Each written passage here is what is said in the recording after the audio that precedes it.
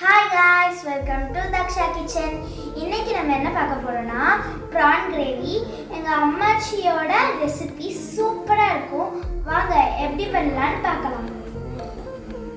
நல்லா காஞ்சிச்சு, வாங்க நம்ம செய்ய ஆரம்பிச்சிடலாம். ஃபஸ்ட்டு கொஞ்சோண்டு எண்ணெய் ஊற்றிக்கலாம்.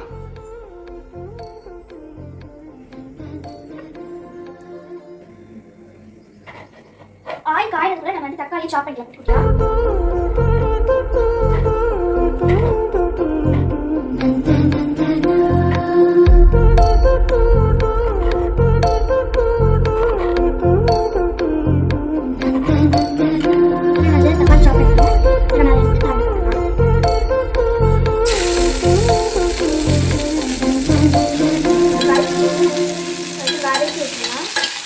கருகாம பார்த்துக்கோங்க.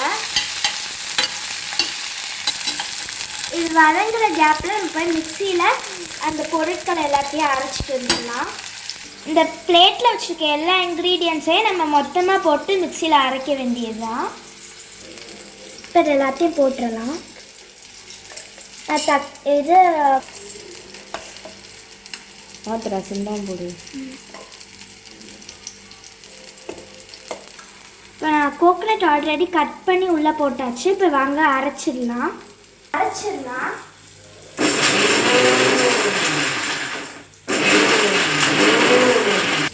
இப்போ நல்லா மேஷ் ஆயிடுச்சு நம்மளுக்கு. இப்போ மிக்சியில் அந்த பேஸ்ட்டையும் நம்ம நல்லா அரைச்சிட்டோம். இப்போ வந்து அந்த பேஸ்ட்டை ஊற்றிடலாம்.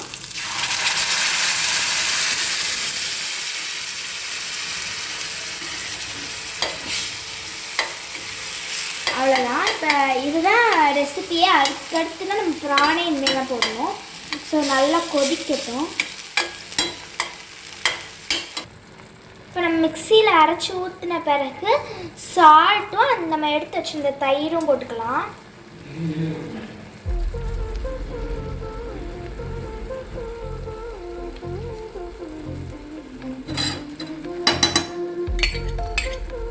இப்போ தயிரும் சால்ட்டும் நம்ம போட்டாச்சு. அவ்வளோதான் ரெசிபியே. இனிமேல் நம்ம ப்ரான் போட்டால் அவ்வளோதான் ரெடி. இப்போ பச்சை வாடை போக நம்ம நல்லா வதக்கியாச்சு. இப்போ ப்ரானை போட்டுடலாம்.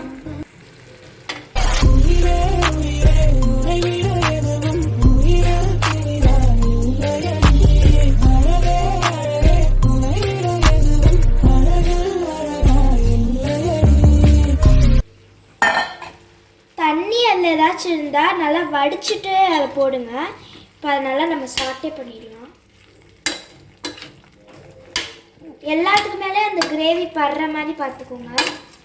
ப்ரான் கொஞ்சம் சீக்கிரம் 5 மினிட்ஸ்லேயே வெந்துடும். ஸோ தண்ணி கொஞ்சம் நிறைய ஊற்றாமல் பார்த்துக்கோங்க.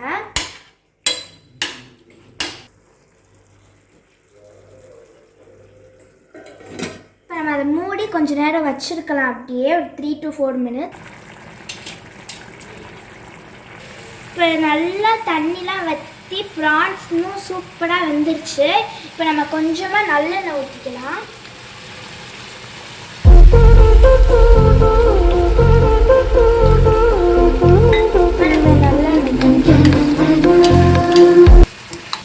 அவ்வளோதான். இப்போ சிம்பிள் அண்ட் சூப்பரான ப்ரான் கிரேவி ரெடி ஆயிடுச்சு.